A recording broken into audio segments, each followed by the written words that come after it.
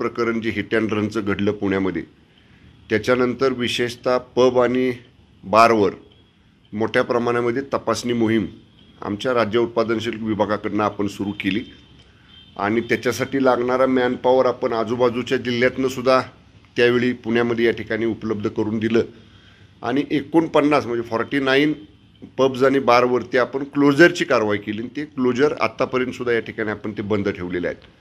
आणि त्याचवेळी मी सगळ्याच वरिष्ठ अधिकाऱ्यांना आदेश दिलेले होते की सातत्यानं वेळेची मर्यादा इथं पाळली जात नाही. म्हणजे काही महानगरपालिकांमध्ये 12 वाजेपर्यंत वेळ आहे, काही ठिकाणी ग्रामीण भागामध्ये 11 वाजेपर्यंत वेळ आहे.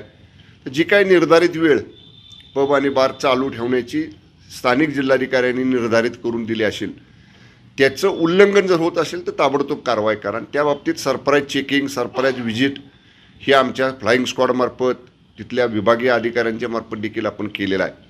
आता या प्रकरणामध्ये जो व्हिडिओ समोर आलेला आहे त्याचं फॉरेन्सिक विभागामार्फत पोलिसांच्या तपासणी होणं गरजेचं आहे. म्हणजे तो व्हिडिओ नेमका कुठला आहे आणि त्या नेमकं लोकेशन काय आहे हे सगळं तपासण्याची यंत्रणा पोलिसांच्याकडे आहे. तर आम्ही पोलिसांच्या तिथल्या आयुक्तांनासुद्धा या ठिकाणी विनंती आमच्या विभागामार्फत करणार आहे की आम्हाला फॉरेन्सिकचा रिपोर्टसुद्धा त्या व्हिडिओचा उपलब्ध करून द्या. अधिक जेव्हा हे हिट अँड रन प्रकरण घडलं होतं तेव्हा आपण आमच्या विभागामार्फत असे आदेश दिले होते की पब, रेस्टॉरंट, बार अशा ठिकाणी सरप्राईज चेकिंग करताना अधिकाऱ्यांनी डायरी मेंटेन करायची. म्हणजे कोणत्या दिवशी किती वाजता कुठल्या ठिकाणी व्हिजिट केली हे डायरीमध्ये त्यांनी नोंद करून त्यांच्या वरिष्ठांना ती डायरी या ठिकाणी दाखवायची आहे.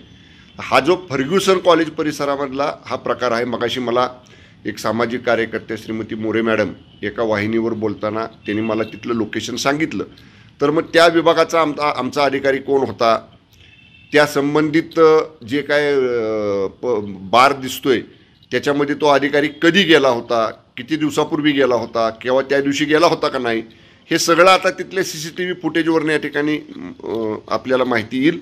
मी आयुक्तांशी त्याच्यानंतर परत एकदा बोललो. आमच्या आयुक्तांनी मला सांगितलेलं आहे की वरिष्ठ अधिकाऱ्यांमार्फत आपण त्याची चौकशी करून लगेचच त्याचा चौकशी अहवाल माझ्याकडे येईल.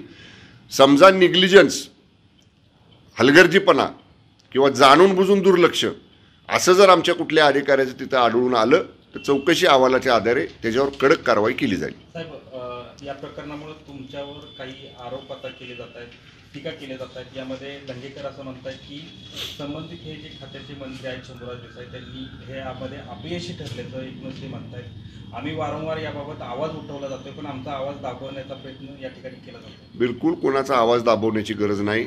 श्रीमती अंधारे ह्या उबाटा गटाच्या प्रवक्त्या आहेत. त्या नेहमीच वाहिनींच्यावरती येऊन या ठिकाणी बोलत असतात. राहिला प्रश्न, पाठीमागे एकदा तिने असेच बिनबिडाचे आरोप माझ्यावरती केले होते आणि त्याच्या बाबतीत मी अब्रू नुकसानीच्या संदर्भामधली न्यायालयीन प्रक्रिया पाटण न्यायालयामध्ये सुरू केलेली आहे. मध्यंतरी 2 महिने लोकसभेच्या निवडणुकीमध्ये मी असल्यामुळं मला न्यायालयात हजर राहता आलं नाही. पण आता न्यायालयात जी काय तारीख देईल त्यावेळी ती प्रक्रिया पुढे चालू होईल. हा भाग याच्याशी संबंधित जरी नसला तरी शेवटी विभागाचा प्रमुख म्हणून विभागावर नियंत्रण असणं ही निश्चितच या ठिकाणी त्या विभागाचा मंत्री म्हणून माझी जबाबदारी आहे.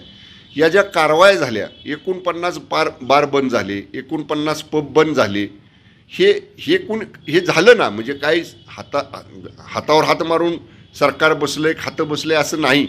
उपलब्ध मॅनपॉवर, उपलब्ध मनुष्यबळ, उपलब्ध साधन सामग्री या सगळ्याचा पुरेपूर वापर करून अशा बाबी वारंवार घडणार नाहीत, त्याला 100% पायबंद बसेल याच्यासाठीच राज्य उत्पादन शुल्क विभाग आणि पोलीस विभाग यांचं जॉईंट मोहीम राबवण्याची सुद्धा बैठक माननीय गृहमंत्री महोदयांच्याबरोबर आमची झाली. माननीय गृहमंत्री महोदयांनी पोलीस विभागाला तसे आदेश दिलेत की राज्य उत्पादन शुल्क आणि गृह विभाग यांनी जॉईंट अशा पद्धतीची कारवाई करा. त्या कारवाईसुद्धा या ठिकाणी सुरू झालेल्या आहेत.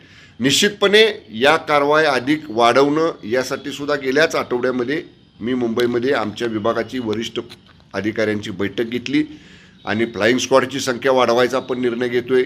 मुळात हे ड्रग्ज येतात कुठून या बाबतीतला सुद्धा मुळाशी जाण्याचा प्रयत्न आमच्या विभागामार्फत या ठिकाणी आपण करतोय. आपण फ्लाईंग स्क्वॉड जशी वाढवतोय राज्यातले एक्साईज विभागाचे, तसंच आपण चेकपोस्टची संख्यासुद्धा वाढवतोय. म्हणजे परक्या राज्यातनं येणारं ड्रग्ज कुठून येतंय त्याची चेकपोस्टची संख्या वाढवतोय आणि फिरते चेकपोस्टसुद्धा नव्यानं पहिल्यांदा राज्यामध्ये आपण सुरू करतोय. या सगळ्याचा आराखडा आमच्या वरिष्ठ अधिकाऱ्यांची एक मी समिती नेमलेली आहे.